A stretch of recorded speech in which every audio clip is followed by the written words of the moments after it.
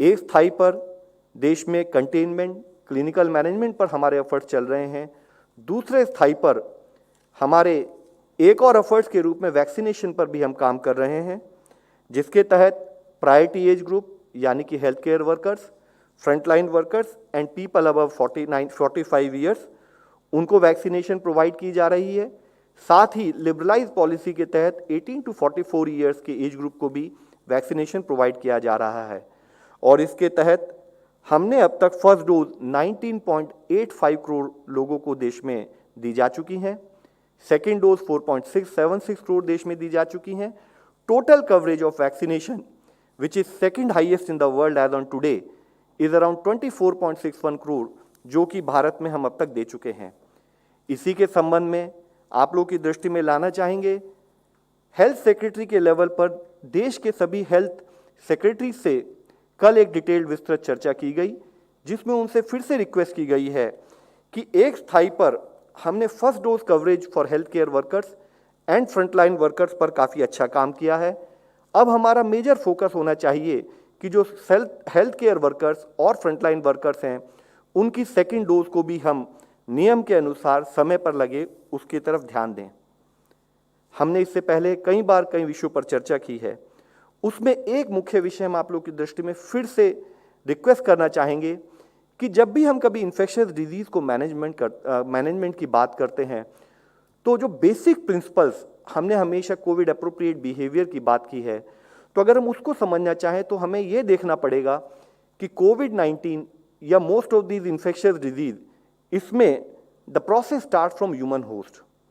वह human host sneezing के द्वारा, कफिंग के द्वारा या बातचीत के द्वारा, अगर वह मास्क का इस्तेमाल ना करे, फिजिकल डिस्टेंसिंग का इस्तेमाल ना करे, तो उसके बातचीत और कफिंग के द्वारा वह वायरस दूसरे आदमी को ट्रांसमिट हो सकता है, यानी कि ह्यूमन टू ह्यूमन ट्रांसमिशन हो सकता है। उसी के साथ ही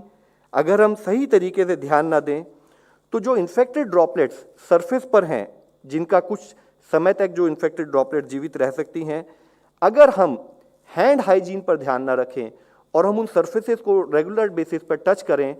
इन टर्न उन सरफेसेस को जिनको हमने टच किया, चाहे हम अपनी आँख, नाक, मुंह पर लगाएं या किसी और आदमी से हम अगर क्लोज रहें, तो उसके द्वारा भी हम वायरस को ट्रांसमिट कर सकते हैं।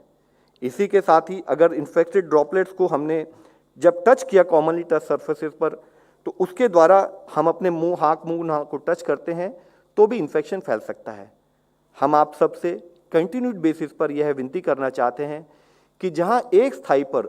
देश में इन्फेक्शन के स्प्रेड में कमी नोट की जा रही है, जो बेसिक प्रिंसिपल्स हैं जिस पर हमें काम करने की ज़रूरत है, वह यह है कि हमारा focus on use of mask, physical distancing, hand hygiene और रेस्पिरेटरी हाइजीन पर, जो कि बहुत ही क्रिटिकल एलिमेंट्स हैं हमारे कोविड-19 मैनेजमेंट के, उस पर ध्यान बना रहे। हमने इससे पहले भी सबसे रिक्वेस्ट की थी, केसेस की में कमी आना इज़ नॉट ए फैक्ट कि वायरस चला गया है, वायरस सिस्टम में अभी भी फैला है। और जब एक स्थाई पर अनलॉक की परिस्थिति फील्ड लेवल पर नोटिस की जा रही है, तो जरूरी है कि हम ध्यान रखें कि किसी भी, चाहे हम उसको वेव का नाम दें, चाहे सर्ज का नाम दें, किसी भी तरीके से हमें अपने प्रांत में केसेस को बढ़ने से रोकना है। इसी विषय में एक और विषय हम आपकी दृष्टि में लाना चाहेंगे। अगर हम देखें तो हमारे basic principles of working together क्या होने चाहिए, तो एक इंडिविजुअल लेवल पर हम एक्सपेक्ट ये कर सकते हैं कि हमारे को ज़रूरी है कि इंडिविजुअल लेवल पर जैसे ही अगर हमें इन्फेक्शन हो, तो हम अर्ली टेस्टिंग की तरफ, जैसे ही हमें कोई सिम्टम महसूस हो उसकी तरफ ध्यान दें, या अगर हम पॉजिटिव पाए जाएं तो home isolation, in totality we remain in isolation from other people, और जैसे कि डॉक्टर की सलाह हो उसके हिसाब से हम हॉस्पिटलाइजेशन की तरफ ध्यान दें। एक स्थाई पर इंडिविजुअल और कम्युनिटी लेवल पर जब यह एक्शन लिया जाए, दूसरे स्थाई पर गवर्नमेंट की तरफ से, सरकार की तरफ से, सेंट्रल गवर्नमेंट हो, स्टेट गवर्नमेंट हो या लोकल गवर्नमेंट हो, हमारा दूसरा एफर्ट होता है कि फिजिकल डिस्टेंसिंग को सपोर्ट करने के लिए क्या हम कुछ रेगुलेटरी मेजर्स का उपयोग करें, जिससे कि जब कम्युनिटी के स्तर पर फिजिकल डिस्टेंसिंग और इन्फेक्शन स्प्रेड को रोकने का कार्य चल रहा है, हम उसको एड कर सकें, हम उसको सपोर्ट कर सकें।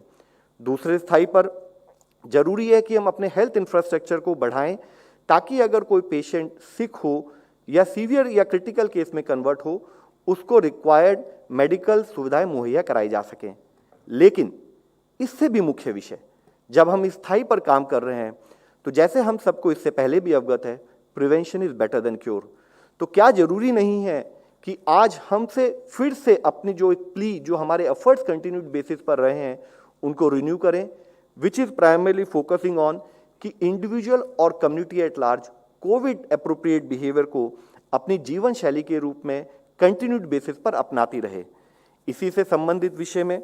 हम फिर आप लोगों की दृष्टि में लाना चाहेंगे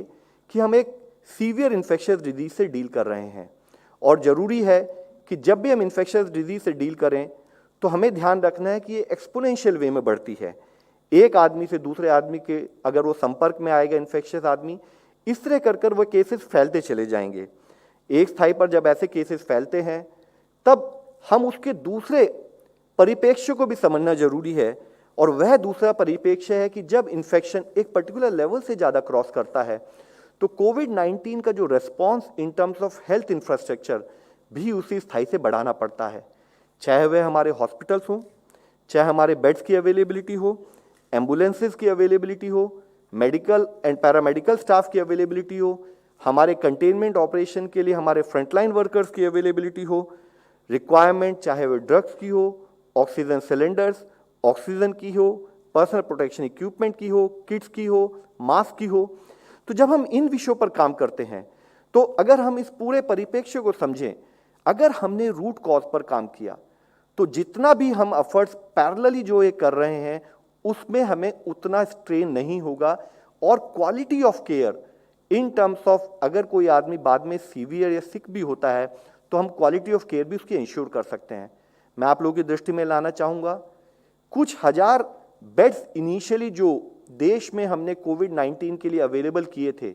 लेकिन जैसे जैसे केसेस बढ़ते रहे,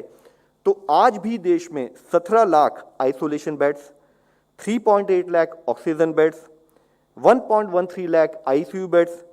और 54,000 से अधिक वेंटिलेटर्स देश में पिछले एक साल में based on case trajectory provide किए गए। और जैसे जैसे जिस जिस जिले में हमें लगा कि केसेस की संख्या बढ़ रही है, स्टेट गवर्नमेंट के सपोर्ट से हमने उनसे और जिला एडमिनिस्ट्रेशन से कहा कि वहाँ पर बेड्स की अवेलेबिलिटी को बढ़ाया जाए। Same situation is with ambulance. Similar is the initiative taken in terms of ensuring larger amount of medical as well as paramedical staff, चाहे नीट पीजी के स्टूडेंट्स हों, चाहे एमबीबीएस के लास्ट ईयर के स्टूडेंट्स हों, चाहे हमारे आयुष के फंक्शनरीज हों, चाहे हमारा एलाइड स्टाफ हो, साथ ही इवन एक्स सर्विसमैन है, एनजीओज का सपोर्ट है in terms of management of containment zones, including taking help of Navy, taking help of Air Force, taking help of all our PSUs in terms of ensuring oxygen supply।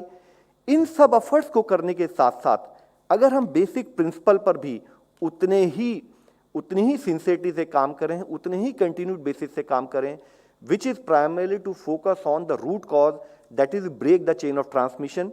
Bye focusing on regular use of COVID appropriate behaviour. हम आप सबसे विनती करना चाहते हैं, cases कम हो रहे हैं, लेकिन इससे हमें ये ध्यान रखना है कि हमें दोबारा इन्फेक्शन को बढ़ने से रोकना है, जिसके लिए हमें कोविड अप्रोप्रिएट बिहेवियर को अपने जीवन में समाहित करना पड़ेगा।